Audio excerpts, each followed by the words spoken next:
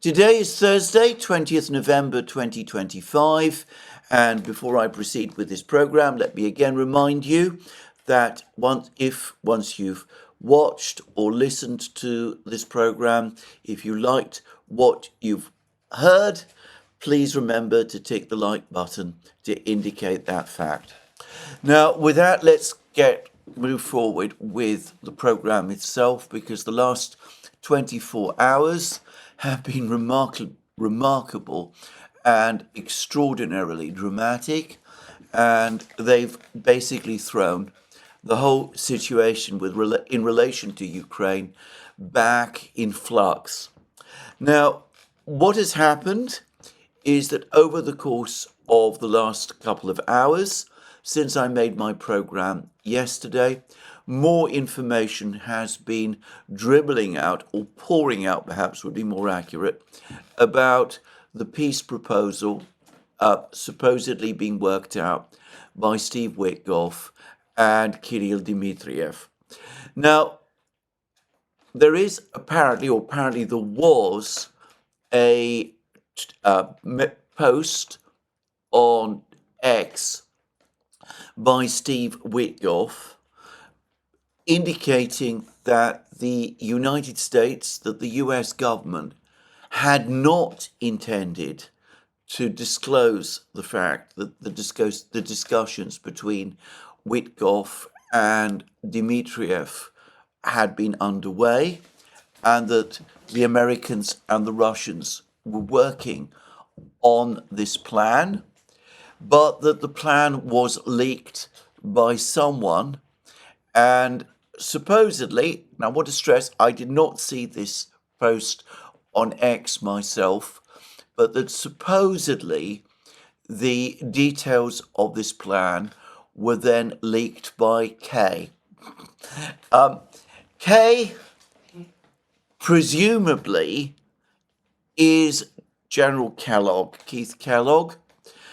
And, well, a couple of hours yesterday, after the first leaks about this plan appeared, an announcement, or at least an information, started to circulate in Washington, and this has been apparently confirmed, that General Kellogg, deeply angered and frustrated by the way events have been proceeding, has apparently confirmed that at the expiry of his one-year term as President Trump's peace negotiator, Ukraine peace negotiator, that at the end of it, he intends to retire.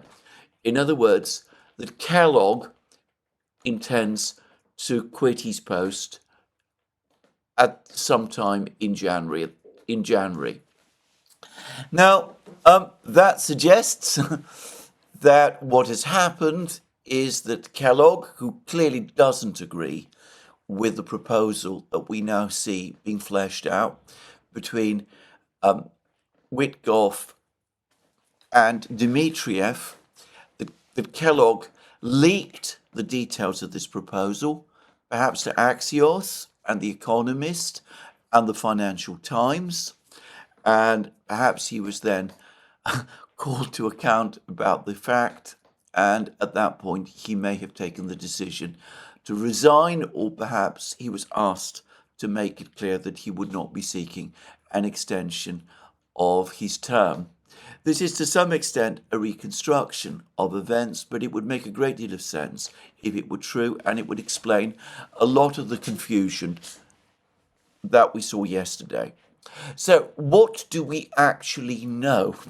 The first thing that we do know is that some kind of document is being worked on by Witkoff and Dimmitrif, that the Russians and the Americans are working on some kind of document together.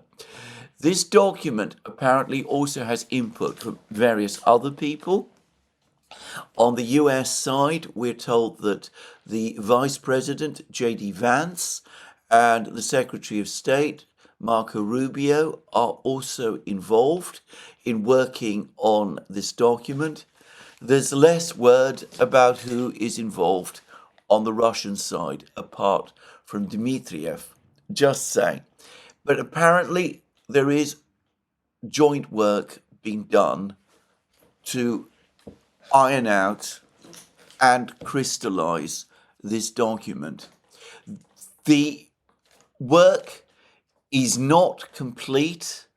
There are still discussions, apparently, about some of the exact terms and some of the contradictory information we have been getting over the last 24 hours about what this document contains perhaps reflects the fact that there is still a lack of full consensus or agreement about every single point, and perhaps the document as it exists at the moment contains, as these kind of documents often do, alternative positions suggested by each side which have not yet received full agreement. And I am going to say something further, which is that I believe that this document is essentially the follow-up to the discussions that took place between Witkoff and Putin in August, and the agreement that the two presidents, Trump and Putin, verbally reached with each other at the summit meeting in Alaska. Ever since that summit meeting, as we now know, we know because the Russians themselves have told us, there have been expectations from the Russians that the United States would come back with its considered and detailed response to the proposals and tentative agreements reached in Alaska. The Russians have been increasingly frustrated and impatient about the length of time that the Americans have been taking with this process. They have been dismayed by the fact that at one point the President of the United States, Donald Trump, was actually talking about supplying, or rather deploying, Tomahawk missiles to Ukraine. And the Russians made it very clear that they were very unhappy with that and that they did not want that to happen. All of this then eventually, as Lavrov explained to Corriere della Sera, resulted in an outreach by Donald Trump to Putin. Trump asked for a further telephone call with Putin, this on the eve of a meeting in Washington between Trump and Zelensky. Trump seems to have assured Putin over the course of that call that during the meeting with Zelensky, he would get Zelensky's agreement to the draft proposals that had been reached, or rather the tentative proposals that had been reached by the Americans and the Russians in Alaska, in Anchorage. As we know from the media, the conversation between Trump and Zelensky went badly wrong. Zelensky pushed back strongly. There were apparently raised voices. Trump at one point threw the maps that Zelensky was trying to show him to one side. But in the end, it was Trump, not Zelensky, who caved. And it was Trump who told Zelensky that he agreed with the proposal that Zelensky was pushing and which Kellogg had originally made, that there should be a freeze of the conflict on the existing conflict lines. A proposal which, of course, the Russians have utterly rejected. And then we got an extraordinary and very difficult period, lasting now a few weeks, over the course of which the United States again tilted strongly back towards Ukraine.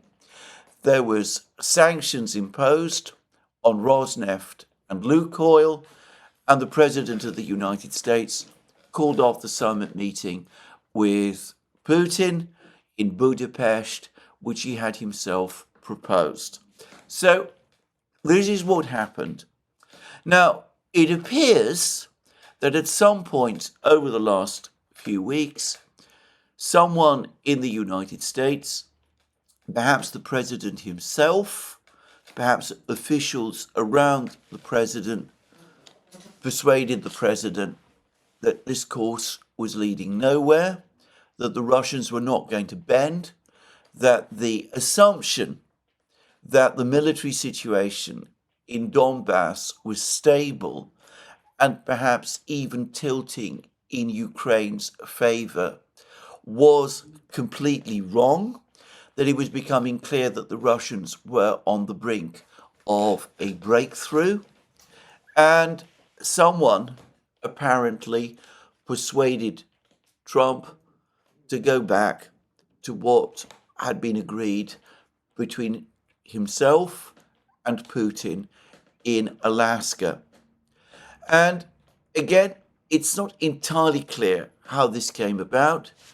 There was a trip that Dimmitrif made to Washington about 2 weeks ago, and there's a general assumption that over the course of that trip, that Dimmitrif and Witkoff got together and started working on this plan, or rather on this document that now is going to flesh out the plan.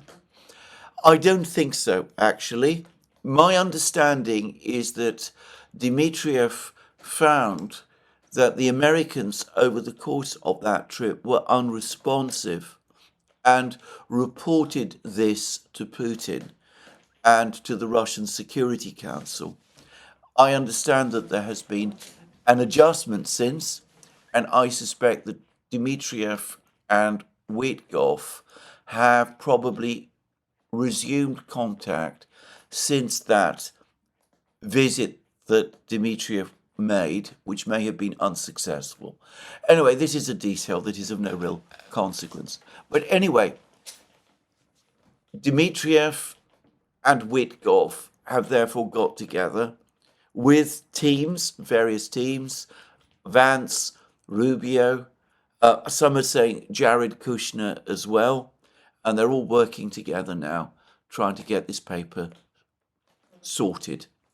Now, this is an important moment because working on an actual paper, a physical document, setting out in writing what the two governments essentially agreed with each other in Anchorage, crystallizes that agreement.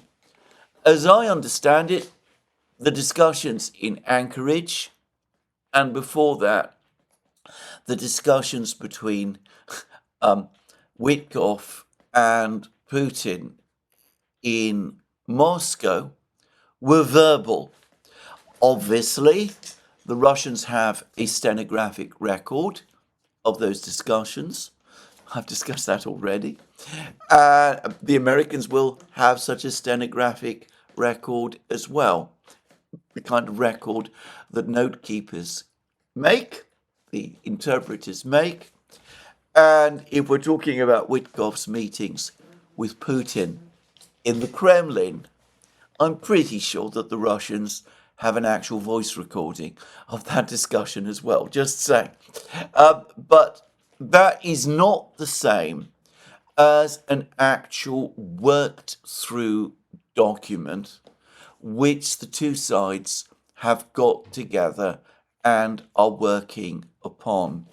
When we reach that point, when the two sides, two governments start working on a document of this kind, then obviously We are going beyond a verbal discussion, even a verbal discussion where a consensus has been reached.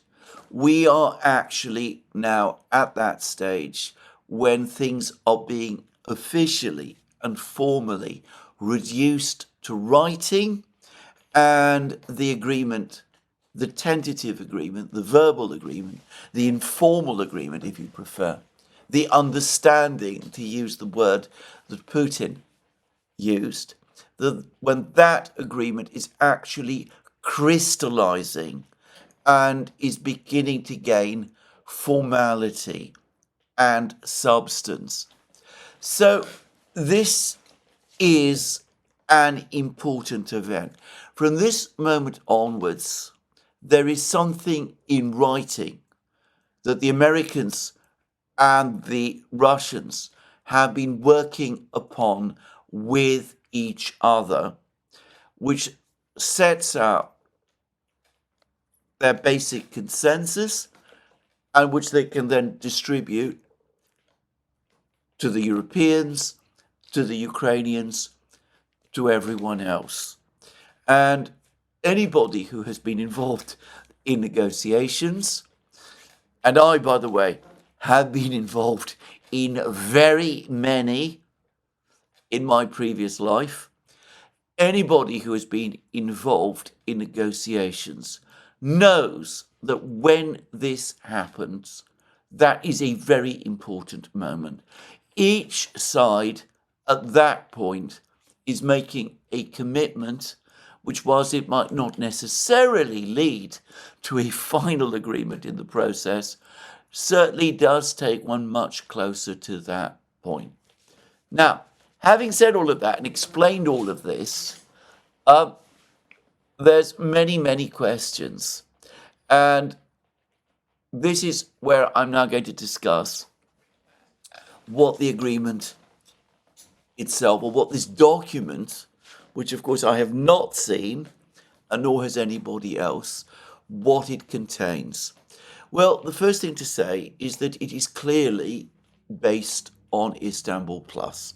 And Lavrov, in the interview with Corriere della Sera and in the previous interviews that he's given to the Russian media and his various press conferences, has essentially already led us to expect that.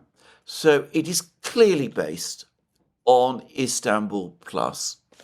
There are contradictions and disagreements about what exactly it says, but there are certain points where we can say with some confidence that the two sides have indeed reached a consensus. The first is about Ukraine's neutral status. Lavrov has again reaffirmed this today. He has spoken about this over the course of a press conference he gave today, over the course of a meeting in Moscow with the foreign minister of Laos. He said that obviously a lasting settlement of the Ukraine conflict is only possible through eliminating its root causes. It is necessary to reliably guarantee Russia's security, neutralize the threats emanating from the aggressive expansion of NATO, and stop attempts to draw Ukraine into this militaristic alliance. It is no less important to ensure that the rights of Russian and Russian-speaking people in the territories controlled by the Kiev regime are respected. Now, I'll come to all of that shortly. So, again, we don't exactly know what this document says, but it appears that there will not be membership of NATO for Ukraine. There is an article, I believe, in the Wall Street Journal, which says that NATO membership has been put on pause, implying that it might be revived later. I suspect that originates with Keith Kellogg, who there is some reason to think is behind the leaks of this information to the media, I cannot imagine that the Russians have agreed to that. And from what I can tell, from everything that I am hearing, and reading about this document, it appears that NATO membership for Ukraine is excluded. There are to be security guarantees for Ukraine, but also interestingly for Russia, and these are to be provided by the United States and various other countries. It is unclear which countries. The security guarantees for Ukraine, I have no doubt, are going to be along the lines of what was set out in the Istanbul Agreement of April 2022. They will fall far below the threshold of the kind of security guarantees NATO membership would have provided. That is one thing. There will be a drastic reduction in the size of Ukraine's armed forces. Now, about this, there are different versions as to what exactly has been agreed. Axios, apparently, is saying that the size of Ukraine's army will be halved. The Economist, I believe it's The Economist, much more plausibly, is saying that Ukraine's military will be reduced by 2.5 times. In other words, the Ukrainian military will become a very much smaller force than the one which exists today. My guess is, on the assumption that the active force of the Ukrainian army on the front lines is 250,000 at the present time. I actually believe it is less than that, significantly less than that, but the nominal figure might be somewhere in the region of 250,000. The Ukrainian army will be cut back to a force of about 50,000. The United States will curtail weapons deliveries to Ukraine. I'm not quite sure what the word curtail means, but I presume it will mean that the Ukrainians will not be provided with further weapons by the United States. Ukraine will give up all of its long-range weapons, its drones, its missiles, weapons that can reach Russian territory. Some say weapons that can reach as far as Moscow and St. Petersburg. Again, as I said, there are different accounts, and that might reflect different views set out in this draft, in this document, in this paper, which is still clearly being worked upon. Now, this, of course, conforms completely to the Russian position for the effective demilitarization of Ukraine and for the drastic reduction in the size of Ukraine's armed forces. Something which up to now, well, since April 2022, the Ukrainians have categorically refused to discuss and which they are strongly resisting. There are to be no foreign forces in Ukraine. So from this, after this agreement, after peace is achieved, there will be no Western troops stationed anywhere on the territory of Ukraine. The plan that Keir Starmer and Emmanuel Macron have devoted so much time to, of a coalition of the willing and peacekeeping forces and all of that kind of thing, that has now been buried. The Americans not only are not going to provide a backstop for such a force, something that Macron and Starmer and co have been agitating for constantly ever since this disastrous idea was first proposed in February. Not only are the Americans not going to provide a backstop, but it seems that they have agreed that there will never be a deployment in Ukraine of such a force at all, ever. Now, there are some claims that peacekeepers might be introduced from other countries, from Turkey, those sort of places. To be frank, I think that is extremely unlikely. Then there are other provisions which apparently have been agreed and which I think will be completely unacceptable to the Zelensky government and to the political forces in Ukraine. One is for Russian apparently to be made a state language in Ukraine, presumably being given equal status to Ukrainian. I say that, the last part is my interpretation, but I cannot see how a language can be made a state language without being given equal status. We would be looking at a situation similar to that in Canada, where French and English, as I understand it, are both state languages and must therefore be used in all documents. Well, if that is so, then the entire Maidan project has failed, given the extent to which Russian is actually the most commonly spoken language in Ukraine. And here, by the way, I should mention something that I've already touched on in an article I've written for the Duran's Substack site.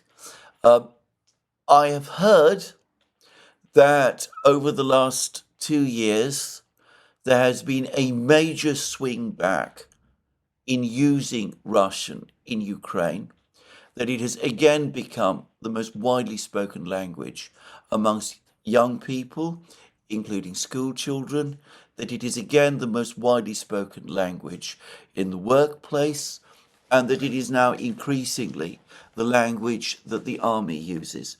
Anyway, given how dominant Russian has historically been in this territory and how it is reasserting itself despite efforts made by the current Ukrainian government to suppress it, giving Russian equal status will, in effect, Russify Ukraine, and many Ukrainians, many members of the Maidan movement will see that as, in effect, undermining the entire drive towards Ukrainian independence.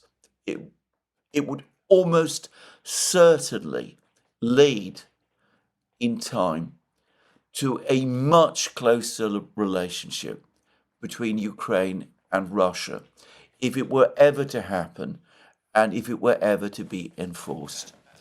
And the Russian Orthodox Church is apparently to be reestablished and, in effect, again be given back its official status. And given that it was by far the most widely supported church amongst Orthodox believers in Ukraine, who are the majority of believers in Ukraine, again, I cannot see how reinstating the Russian Orthodox Church now, maybe I should say the Orthodox Church, because the Orthodox Church in Ukraine, as previously constituted, only had a vestigial connection to Russia. But of course, the events of the last 4 years, and in particular, the government's attempt at its suppression, will have reinforced those links, which had previously been becoming weaker. Just saying. But anyway, I cannot see how restoring the status of the Orthodox Church at this time and in this way is also not again going to lead to a closer relationship with Russia. So these are major steps. Lavrov spoke about ensuring the rights of Russian and Russian-speaking people in the territories. Well, we see that this is a major step that is being taken. By the way, my understanding is that giving Russian status as a state language goes beyond what was actually contained in the original Istanbul Agreement of April 2022. And to say it simply, it marks a radical change in the political and cultural position of Russian in Ukraine. I believe it goes beyond the rights that Russian had at the time of Ukraine's independence and which were originally enshrined in Ukraine's constitution. So if I'm reading this correctly, and I believe I am, by the way, then as I said, this marks a radical change and one whose importance cannot be overstated. Now, on the territorial issues, there are some uncertainties. There is apparently agreement that Ukraine is going to completely withdraw from Donbass. There are apparently some proposals that the territory that is currently under Ukrainian control, but which would then pass to Russia, would be demilitarized. In other words, that the Russians would not be able to have troops there.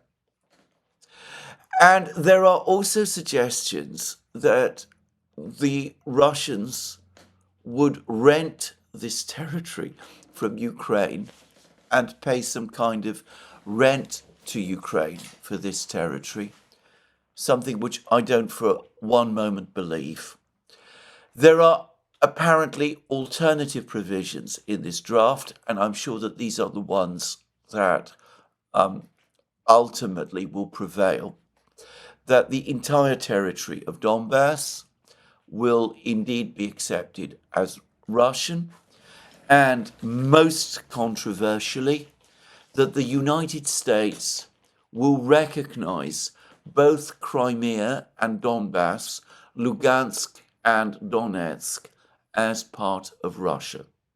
Ukraine will not be asked to do the same, but the United States will. Now, if that is the case, then obviously the idea of the Russians renting this territory from Ukraine, an absurd idea, will have to be dropped. It might have been an early proposal, but as I said, I'm sure it's one of those proposals that often comes up in negotiations and which, when the parties talk about things with each other, falls by the wayside.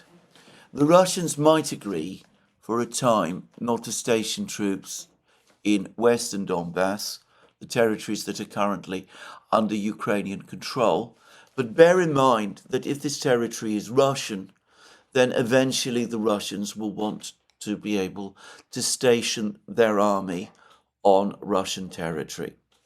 Now, about Kherson and Zaporozhye region, there continues to be some idea, apparently, of a freeze on the existing conflict lines, though these have moved significantly.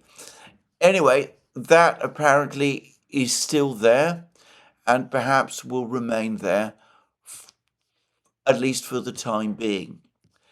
However, it's worth pointing out again that Lavrov has already made it clear that for the Russians this is a transitional position, and that the Americans agreed, apparently in Alaska, that eventually Zaporozhye and Kherson regions would pass to Russia.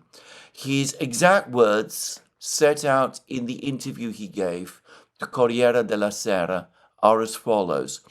Washington also openly admitted that it will not be able to ignore the territorial issue following the referendums in Russia's 5 historical regions, whose residents unambiguously chose self-determination apart from the Kiev regime and chose reunification with Russia. So it's clear to me that whatever is being discussed about Zaporozhye and Kherson regions, from a Russian point of view, will be seen as transitional. Eventually, the Russians expect all of these territories to pass to themselves. Now, bear in mind that if this whole agreement, in its existing form, were to come into effect, the political geography of Ukraine will have been completely changed. So the Russians would be in control of Donbass, the line of the fortified cities, the dam which has held back the Russians up to now, the Russian flood up to now, as I somewhat evocatively said in my program yesterday, that dam will have gone. Ukraine's army will have been severely reduced in size, and Russian will be a state language in Ukraine. I cannot imagine, on the assumption that any of these things will happen, that a Ukrainian government formed in these conditions would be able to resist the transfer of Zaporozhye and Kherson regions to the Russians, given the Russian insistence that these territories are indeed Russian and the likely opinions of many of the people there. So anyway, much that remains unclear, but that, it seems to me, is the best picture that we have of this document. Now, as I say, clearly this is a work in progress, but to reiterate again, it is Istanbul Plus. In all essentials, it is Istanbul Plus, and its provisions about the state language, and by the way, as far as I know, about the status of the Orthodox Church, but certainly about the state language, appear to go beyond what Putin proposed in his speech to the Foreign Ministry on the 14th of June 2024. At least that's my understanding. And one can see that in some respects, the terms are becoming harsher. And certainly they are significantly harsher than the terms that Ukraine almost agreed in Istanbul in April 2022. So there's a number of very important questions. The first and the obvious one is, why now? Why, after Trump said to Zelensky when they last met in Washington about 4 weeks ago that he once more was going back to the Kellogg plan, to the ceasefire and the freeze of the conflict on the existing ceasefire lines. Why is Donald Trump, why is the administration, the reports are saying that Donald Trump is in agreement with the outline proposals set out in the document, in this document. Why is he now reverting, going all the way back to what he agreed with Putin in Alaska? Well, there is one overwhelmingly simple answer: because of the military situation.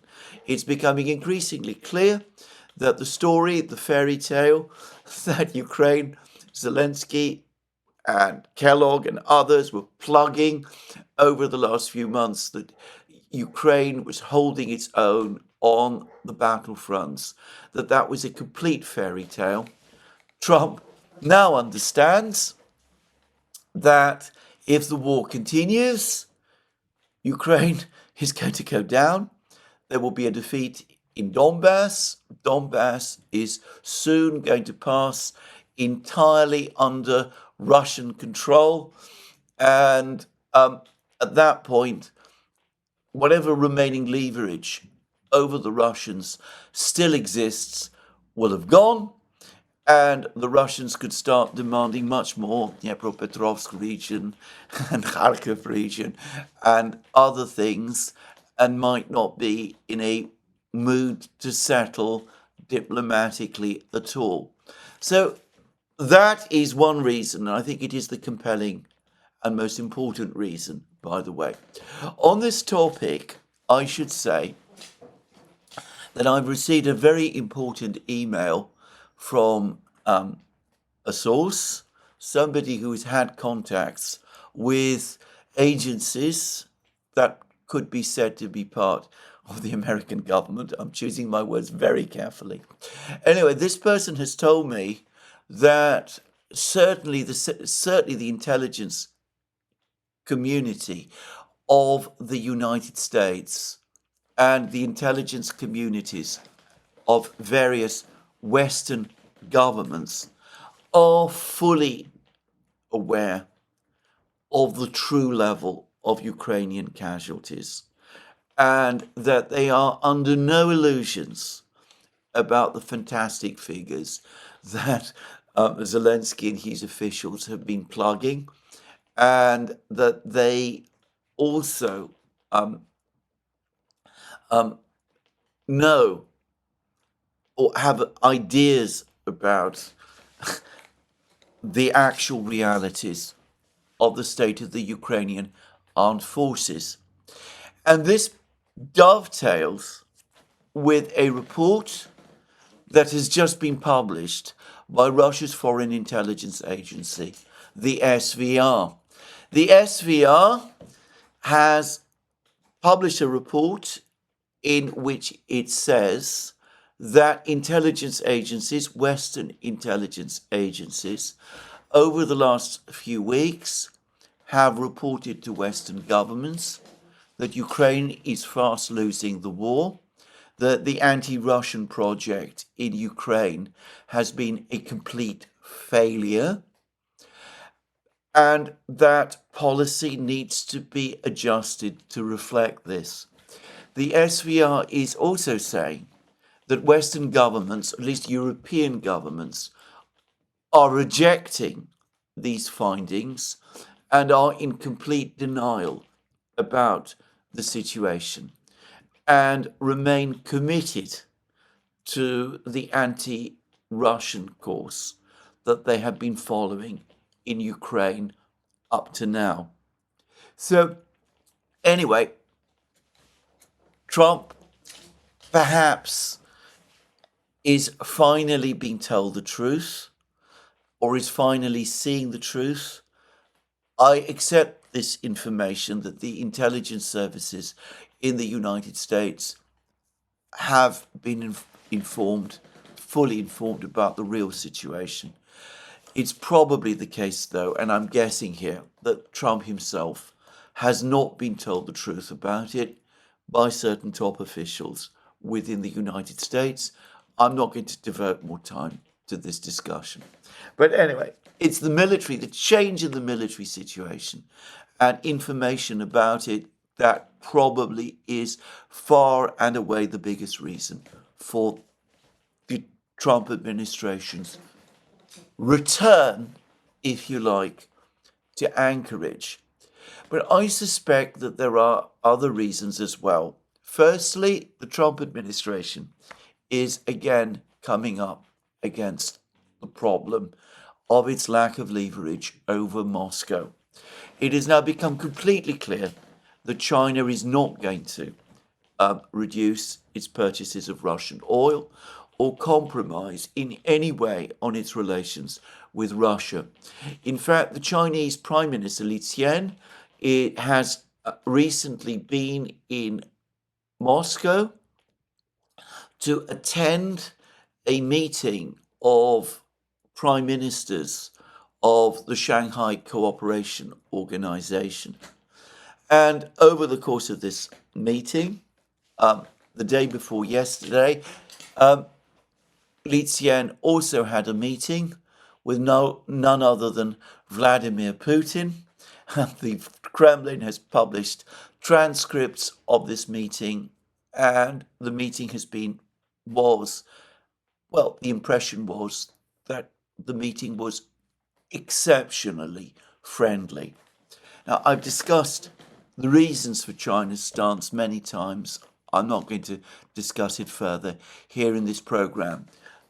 The key point, however, is that the United States now knows that China is not going to change its policy, and the United States has seen over the last few weeks that in any economic war between itself and China, China holds all the high cards.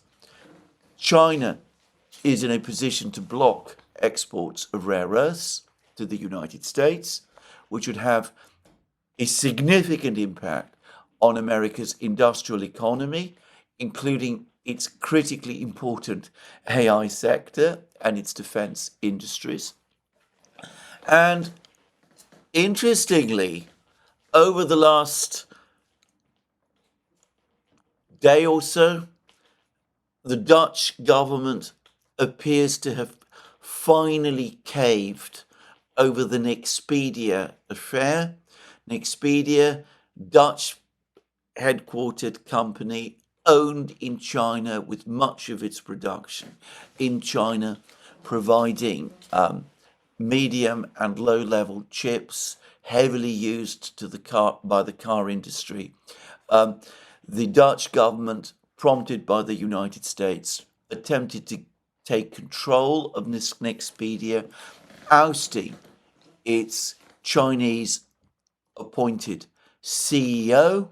That led to China, or Nexpedia in China, taking retaliatory steps, which was blocking off supplies of vitally necessary chips to the European and American car industries. After much hand-wringing and anxiety, the Dutch government has caved and has returned, at least that's the last report I have seen, has returned Nexpedia back to the control of its Chinese owners. So, using sanctions to pressure China, to pressure Russia, is impossible. And that deprives the United States, in effect, of all economic leverage over China. Now, the United States has also attempted to impose leverage over India as well. There are lots of contradictory claims about what is actually happening in the oil market on the Indian oil market, but the Russian ambassador to India, in advance of Vladimir Putin's trip to India, says that overall the oil relationship between India and Russia has not been severely affected.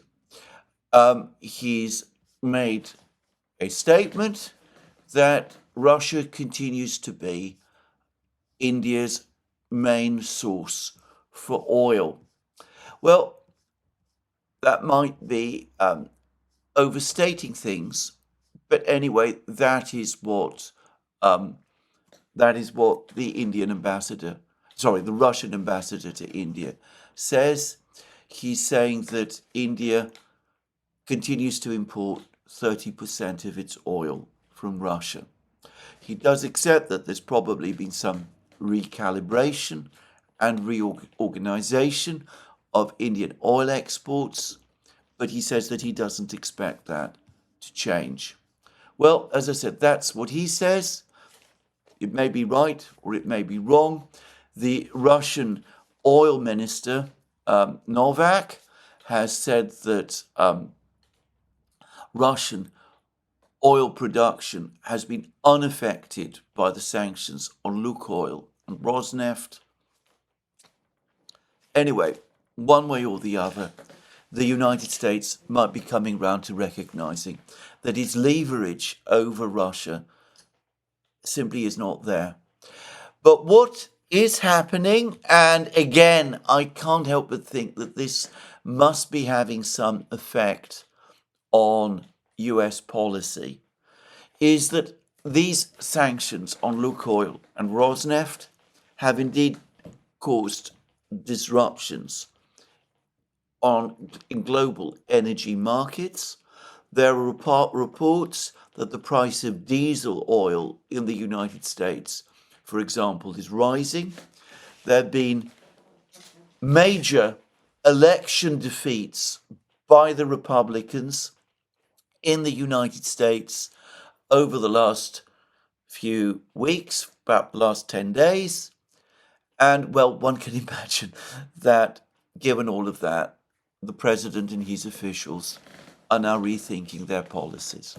So one can come up with explanations why the US has shifted ground. But then, of course, we come to the next question. Is there any prospect at all, that the Ukrainians are going to accept this proposal and that the Europeans are going to accept these proposals once this document has been ironed out? And the answer, straightforwardly, is no. There is no chance that they will accept them. Yesterday, the Financial Times said that Zelensky had already rejected these proposals. Now, there was a lot of reports yesterday about a meeting that was supposed to happen between Witkoff and Zelensky in Istanbul. As I understand it, what happened was that Zelensky cut short his pointless European road trip. He dashed back to Kiev.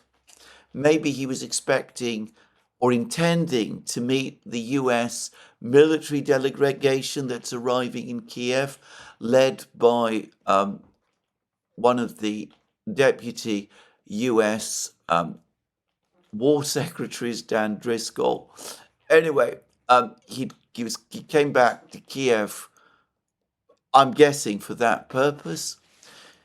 He then learnt that Witkoff was in Istanbul, was refusing to meet Yermak, Zelensky's chief of staff, was demanding to see Zelensky himself. Zelensky then dashed off to Turkey. He had a meeting with Erdogan. He made it absolutely clear, however, that he was not going to accept anything remotely like the proposal that Witkoff is working on with Dimmitrif and the Russians. When Witkoff heard that, and when Witkoff learnt that Zelensky was bringing his own proposal, which is, again, the Kellogg plan, freeze of the conflict, introduction of European peacekeepers in Western Ukraine, all of those things, Witkoff decided that a meeting with Zelensky was pointless because the proposal Zelensky was bringing with him would be completely unacceptable to the Russians. Humiliatingly for Zelensky, he then cancelled the meeting, causing Zelensky to return to Kiev with his tail between his legs. Just saying.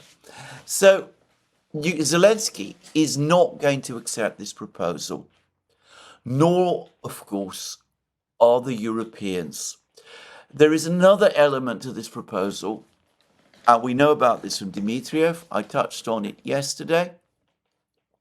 That apparently somewhere in this paper there is also a provision about talks or discussions to reconsider the security architecture in Europe. And beyond that, the proposal as it stands is obviously and completely unacceptable to the Europeans. It would be, in effect, a Russian victory. The Europeans have already made clear that they will not accept this proposal. Reuters has published a report saying that the Europeans are already pushing back against the proposal, and the French government is now openly denouncing the proposal. Jean-Noël Barrot, France's foreign minister, says peace cannot mean capitulation. We do not want the capitulation of Ukraine. And so he's already, in effect, calling this capitulation by Ukraine. We're told that several other European leaders have hit out at the plans, which were negotiated in secret over the last few weeks. Kaja Kallas, obviously, says that the proposals would now be the focus of talks in Brussels instead of how to hit Russia's economy and exports. And anyway, there is a complete rejection by all the usual people in Europe of this proposal. For the Europeans, for Ursula von der Leyen, for Friedrich Merz, for Kaja Kallas, for Macron, for Starmer, for all of them, this proposal would be a catastrophic, humiliating defeat. They are definitely, categorically going to oppose it. They have always made it clear that the only agreement, only negotiated settlement they will accept is one which is on their and Ukraine's terms, one which allows Ukraine to join both NATO and the EU, one which recognizes Ukrainian sovereignty over all its pre-2014 territory, including Donbass and Crimea as well, one which provides for Russia to pay a reparations to Ukraine, thereby reimbursing the Europeans for the reparation loan that they've been currently talking about. I've discussed all this at massive lengths. There's any number of reasons why the Europeans will reject this plan, and of course that is exactly what they are currently doing. So Zelensky is going to reject it. The Europeans are going to reject it too. So are Zelensky's opponents in Kiev. And this is a point that people need to understand. There has been a lot of discussion about the current corruption investigations in Ukraine. There's been various suggestions as to what those are all about. One view is that Nabu and Sapor have been launched against Zelensky by the United States in order to remove him from office so that a more compliant leader can take his place who will agree to these proposals with the Russians. I cannot imagine that that is the case for the simple reason that there is no such person in Kiev. No political leader in Kiev, not Poroshenko, not Klitschko, not Timoshenko, would agree to these proposals. Zaluzhny in London is not going to agree to these proposals either. None of them would agree to these proposals. They would recognize in these proposals the end of Ukraine and of the Maidan project. It is highly likely that if proposals like this were ever put into effect, the Ukrainian government, as it currently exists, would lose authority across the entire regions. It would probably collapse. Almost certainly, there would be a much more pro-Moscow compliant government set up in Kiev. Already in Moscow, Nikolai Azarov, the exiled former Ukrainian prime minister, is saying that the way to implement these proposals is through regime change in Kiev. That is the only guarantee whereby these proposals can be made effective.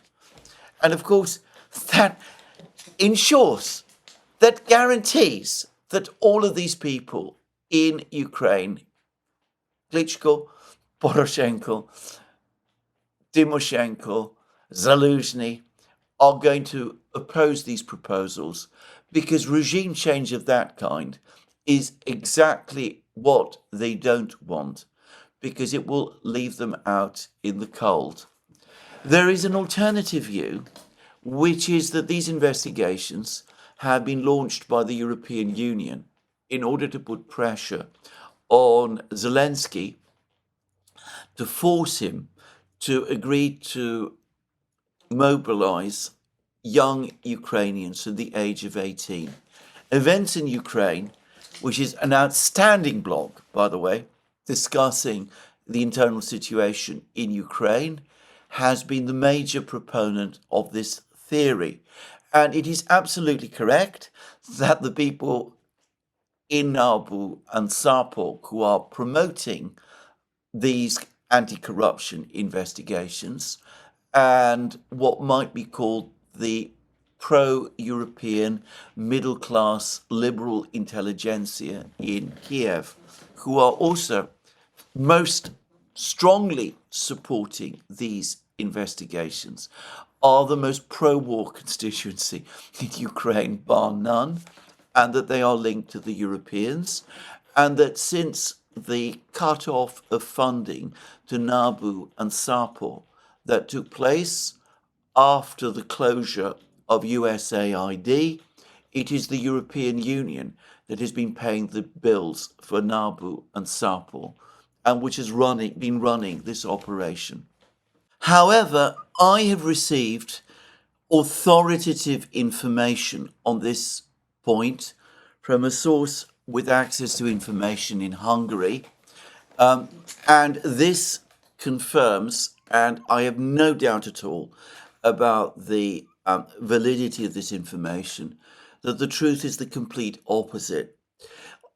It seems that, in fact, EU ambassadors have given a warning to Nabu and Sarpor, telling them to back off the investigations and warning them that the EU does not want to see Zelensky undermined or the political situation in Kiev upset or destabilized. And apparently the political class in Kiev, including the investigators in Nabu and Sarpor, have been warned that Zelensky's trips to Athens and Paris confirm that the European Union continues to support him. So the European Union, European governments are coming to Zelensky's aid. And once again, at a moment when his position in Kiev has looked unstable, they have acted to shore him up. Now, those who've been following my programs closely will find that completely unsurprising. Zelensky might be utterly corrupt. The entire system that props him up in Kiev might be utterly corrupt also. But from the European Union's point of view, his position as president of Ukraine is too important, both presentationally and in terms of ensuring stability in Ukraine, to allow it to be seriously threatened. So, apparently, this warning from the European Union has caused a shock amongst people in Kiev, the people in Kiev, but I've no doubt that it will be heeded, and we're probably going to see the heat come off Zelensky from the corruption investigators over the next couple of days. A clear sign that this is the case is the re-emergence of one of the individuals who seem to be involved in the corruption allegations, and that is the former Ukrainian defense minister, Rustem Umerov. There are reports that he had fled the country. There were reports that he had gone to Turkey and then to the UAE. There were reports that he had fled to the United States and even claimed political asylum there. Well, when Zelensky came to Turkey, there was Umerov again, and apparently Zelensky and Umerov shook hands. It's not clear whether Umerov does now intend to return to Ukraine, perhaps not, but the fact is he went out of his way to be seen alongside Zelensky again, and Zelensky, for his part, appeared to be completely unembarrassed by the fact. So, there it is. I don't believe that either the United States or the European Union was behind this corruption investigation in Kiev. Apparently, it began last year in 2024. That was when the first steps taken to launch this investigation were made. I believe that the people who were behind this investigation were Zelensky's opponents in Kiev, his political opponents in Kiev, people like Poroshenko and Klitschko and Tymoshenko and the rest. And again, that is unsurprising. I'm not going to waste time, as I said, analysing this investigation, but it has always looked to me to be a power struggle. And it's a power struggle which, with the backing of the European Union, Zelensky at the moment looks likely to win. So that is what I think is taking place in Ukraine. And I'm going to say something further here, precisely because the Americans and the Russians are now working on this proposal, this paper that I've spent so much of today's program discussing. I firmly expect the opposition to Zelensky in Kiev over the next couple of days to start to melt away. It is absolutely the case that everybody in Kiev now understands that the war is lost. Everybody in Kiev understands that things are falling apart.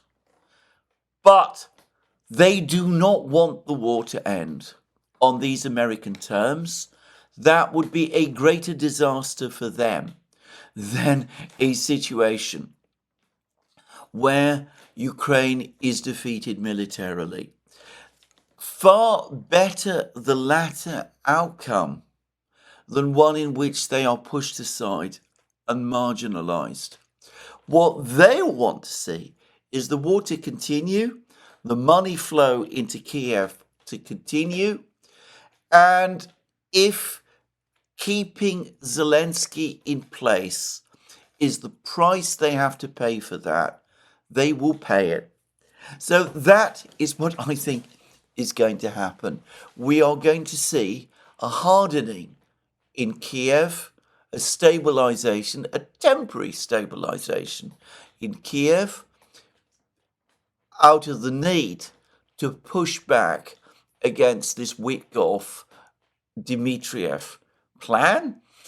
And we are going to see a rally behind Zelensky by the European Union.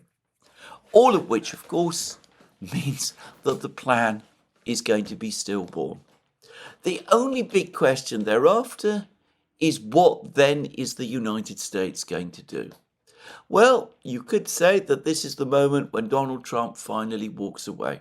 He's got a plan. He's got it all sorted out. Witkoff has laid it out in writing with Dimmitrif. This is the moment when the plan is rejected. It's absolutely clear that the Europeans and the Ukrainians are never going to agree to peace, that they're the main roadblock to achieving peace. And at that point, you could argue that this is the moment of truth for Trump. He can finally walk away. I would love to think that. But, well, we've seen over the last year that when we reach this very same point, what invariably happens is that Trump has cold feet. He then starts listening to the neocons and the hardliners again, and his default position always falls back towards supporting Ukraine. So I have to say, based on experience, that is what I expect is going to happen. The only thing that makes me retain some doubt is the fact that Kellogg himself is now quitting the scene. That may mean that this time Trump has decided once and for all that he's going to go with the Witkoff approach. But frankly, thinking that would be hope over experience. And here I am going to stick with experience. In some respects, it really doesn't matter. Given that the Ukrainians are going to reject the plan, given that the Europeans are going to reject the plan, that only leaves the way forward for a military solution, which is what Professor Mearsheimer, for example, has been saying would be the outcome all along. What Trump himself decides from this point, whether he distances himself further from the war or whether he once again re-engages with it, really is irrelevant to any question except possibly the question of the war's duration. But one way or the other, I still remain of the view that all of this is in the end going to lead nowhere, and we're going to be back to a military solution. I'm going to finish this discussion by again referring, however, to that important article written some months ago by Kiriel the Contemplator on his Substack blog. He said that the invariable story of negotiations that the United States engages in when it finds itself in these kind of wars is negotiations where the United States appears initially to take a hard line and rejects the proposals being made by the other side, only ultimately to capitulate completely to them. And this was the story in Korea and Vietnam and in Afghanistan. And, well, we could see that precisely this is happening again. Anyway, this is where I'm going to finish my long discussion of the Witkoff Dimmitrif plan. In a sense, it's interesting.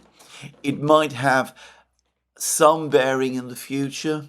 Perhaps it will pave the way for some kind of improvement in the future for US-Russian relations. But given the hostility to this plan by the Ukrainians and the Europeans, it's going to fail. There's already articles in the Washington Post saying as much. There's obviously pushback against it from Reuters. It is going to fail. The war will go on towards its inevitable conclusion, which now everybody can see is a Russian victory. Now, I have not left myself time to discuss the military situation, which is a problem because there's been dramatic news. Firstly, that massive missile and drone strike that took place was perhaps the most extraordinary and the most powerful that the Russians have conducted until now. They were able to launch 7 Kh-101 missiles to destroy one factory in one town of Tornopil, and the video footage of this attack is astonishing. I cannot see any evidence at any point of Ukrainian air defenses operating, despite the usual Ukrainian claims that they shot down most of the Russian drones and some of the Russian missiles. It looks to me as if this entire operation was carried out without any real air defense at all. And if we are talking about the military situation on the battlefronts, there's been further bigger Russian advances in Zaporozhye region. The Russians seem to have captured significant areas in Mirnograd, and there is now fighting underway in Siversk. And to say it simply, I believe that Siversk is about to fall. Anyway, all of this I am going to discuss in much more detail in my program tomorrow. This is where I finish. Let me remind you again, you can find all our programs on our various platforms, Locals, Rumble and X, and also our Substack site. Last but not least, please remember, if you've liked this video, to tick the like button and to check your subscription to this channel. That's me for today. More from me soon. Have a very good day.